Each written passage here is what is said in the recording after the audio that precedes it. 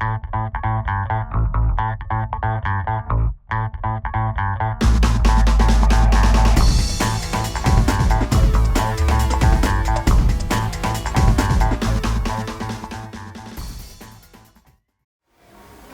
gang, we're here for another episode of Cranking Out Crafts, and on today's episode I'm going to talk to you about the 3D bracelet jig that we carry. It's from Beadalon and it has all these holes in here, and it comes with a bunch of pegs and stoppers, and it's a real easy way to create your own bangle. The instructions that come with the bracelet jig has a really intricate design, but I'm going to teach you something that's really simple today. So first off, we're going to set this up. I've taken one of the pegs and I'm putting it into a top hole, and I'm attaching the stopper to the back, making sure that it's in nice and secure. It's not going to go anywhere. Now I'm going to take another peg and I'm going to go one row down, and I'm going to count for the size of the bracelet I want to make. So if I jump 1, 2, 3, this will be where I place it in for a small bracelet. One more up to the 4th will be for a medium bracelet, and one more up to the 5th will be for a large bracelet. So let's go over that one more time. We're going to go over 1, then 1, 2, 3 for small, 4 for medium, and 5 for large. We're going to place it in and put that stopper in again, just to make sure that it stays nice and secure in the position. I'm going to be using some thick gauge wire. So what I have here is 16 gauge copper core wire, and I'm going to use my Nylon Jaw Pliers to help straighten and work harden the wire. See how I just put it in the jaw and pull it straight through? So work hardening the wire will help me make a much more durable product. I am going to measure 15 inches of this wire to create this bracelet. Okay, so for the first peg that we placed in, that's the one that I'm going to be wrapping one end of my wire around. So the majority of the wire is going to be trailing behind the peg. In my non-dominant hand, I'm going to hold one end, and I'm going to bring this tail right around and wrap it around the peg, just like so. Okay, so the loop is facing towards the edge, and I'm bringing the rest around the edge, slowly turning it until I get past onto the second peg. At the second peg, I'm going to bring the end of the wire towards the longer end, or the empty side of the jig, and I'm just going to twist. By twisting the jig itself, it makes it easier to form the wire. Now I'm going to take my wire cutter and I'm going to trim these ends off. So I want to trim it so that there's a relatively large gap.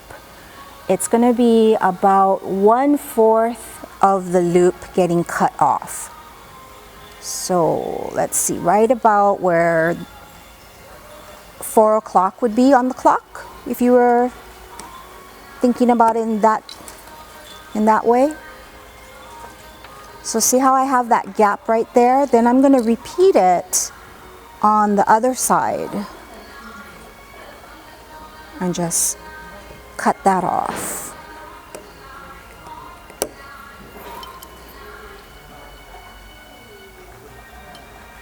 And let me bring it up closer so you can have a better view as far as how big that gap is.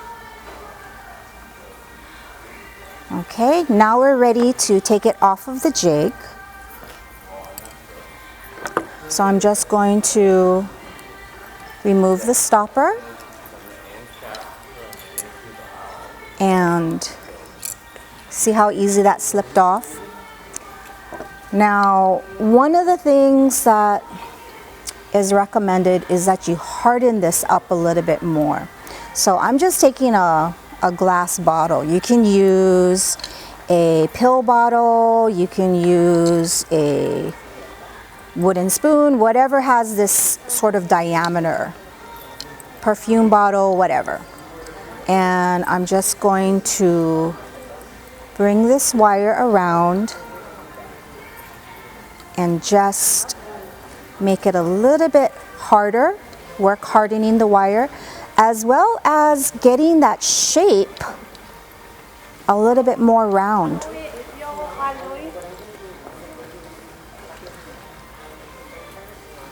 So I'm just pressing it with my fingers to form and bringing it off.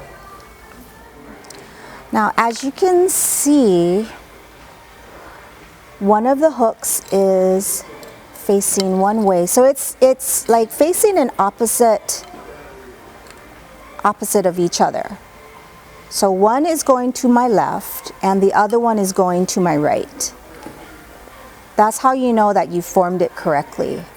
I'm going to take my bent nose pliers and I'm going to grasp that semicircle and I'm going to twist it up.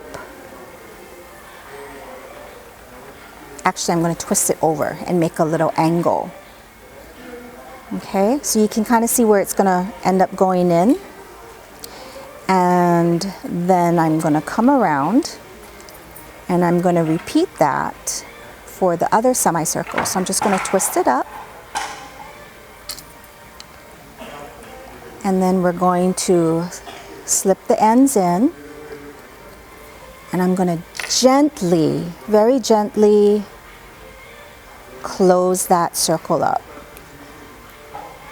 You want to do this slowly so that you don't squeeze too hard and end up misforming or malforming that loop. And we're going to repeat on the other side, just gently squeezing that semicircle close.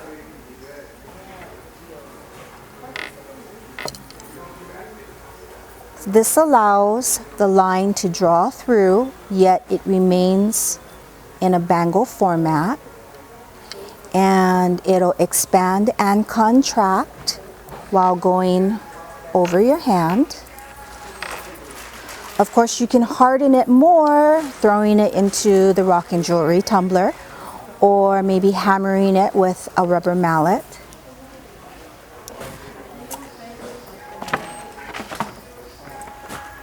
And again, really easy to just add on a little charm to complete the look.